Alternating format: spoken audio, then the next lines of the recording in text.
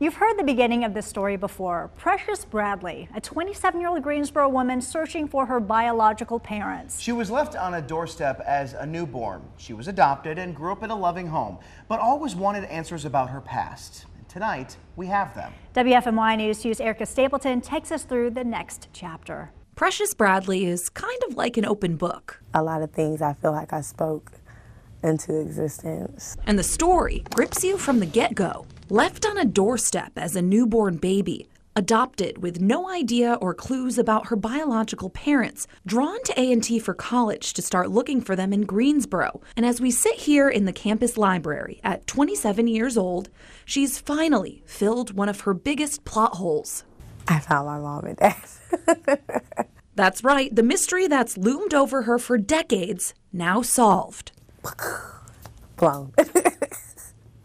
Completely blown. Shortly after the last time we talked to Precious, she got a hit on Ancestry.com. Turns out it led to her father, which then led to her mother. I had to do it like I was taking a business call. I mean, you have to get right into it or else you might check it out. The conversation was just really asking questions, those vital questions. Like, why leave me on a doorstep? I definitely think that it was a cry for help.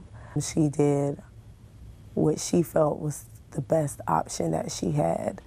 And at the end of the day, I'm perfectly fine with that option because I'm able to live because of her. Her biological family has been in North Carolina all these years. Her father in the Greensboro area, her mother closer to Raleigh. Precious has been getting to know some of her new family members, bonded by blood, but essentially strangers. Definitely baby steps. This isn't something that you just, and just go out there and do it. That's why, in this chapter, you're not going to meet them. But you will meet another character who's been around since the beginning.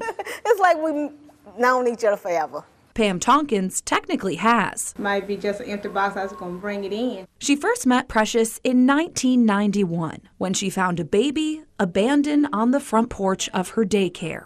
And I'm like, what is that? Is that an animal or did somebody leave a cat or what? Mrs. Tompkins called for help. Oh, she's spicy, y'all. A call that made this moment possible. Auntie's wedding. Precious showing Mrs. Tompkins her baby book. So sweet. Photos showing lots of love and support with her adoptive family. She saved me. Anything could have happened to me in the box. Precious connected with Mrs. Tompkins around the time she came to college after reading her name in an old newspaper clipping she uncovered.